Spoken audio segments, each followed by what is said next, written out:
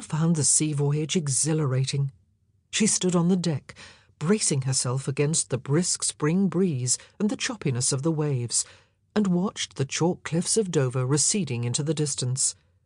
She kept thinking of father's last proud embrace, mother's tearful kiss, Mary not bothering to hide her jealousy, and George, bless him, struggling not to cry.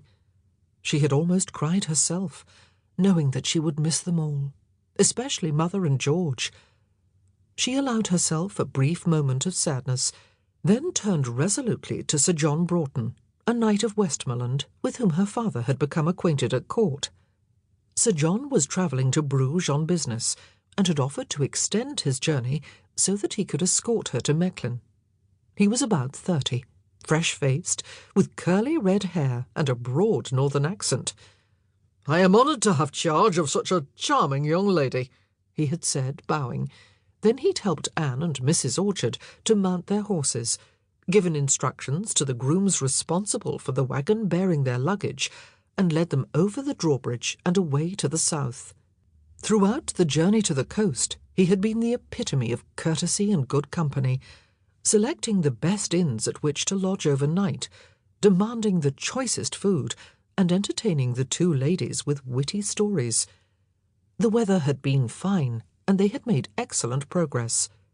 At Dover, Sir John had commandeered good cabins for Anne and Mrs. Orchard in the ship that was to take them across the English Channel, and he had accompanied them whenever they took the air on deck.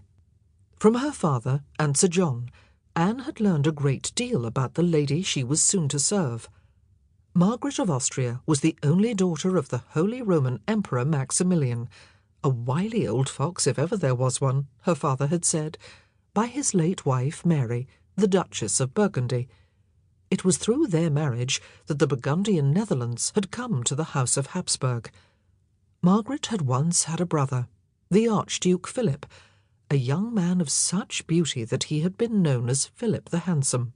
"He married the Queen of Castile, but he died young, and Queen Juana, who had loved him fiercely, went mad with grief and was deemed unfit to rule," Sir John explained, as they sat at dinner at the captain's table in his oak-panelled dining-room in the Stern Castle.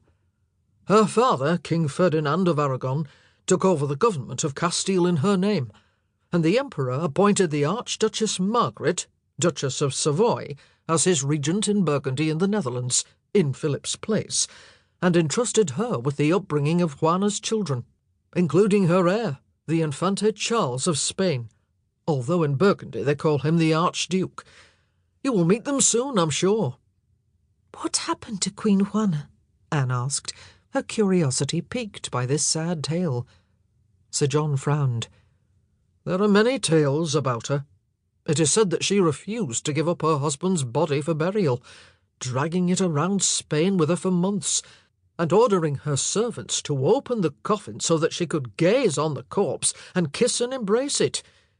In the end, they forced her to relinquish it so that it could be interred, and she was sent to a convent to be cared for by the nuns." Anne shuddered. "You would have to be mad to do such horrible things. They were the stuff of nightmares." "I feel sorry for her children," she said, sipping her wine. "Do you think she will ever get better?" Sir John frowned again. "There are reports that she is not even ill, but was shunted aside so that her father could seize power in Castile. With Juana shut away, and her son only 13, there is no one else to rule that kingdom." "But that's dreadful," Anne cried. "If she is not mad, then she should be restored to her throne. Surely her own father would not treat her so terribly."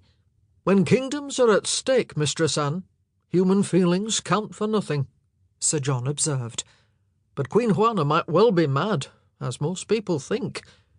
"God send that she is," Anne said. "It is better for her not to be aware that she has lost her husband, her children, and her crown." "She is still queen. When he is of age, her son will become joint monarch with her." "How I pity her!" Anne laid down her knife and rose to her feet.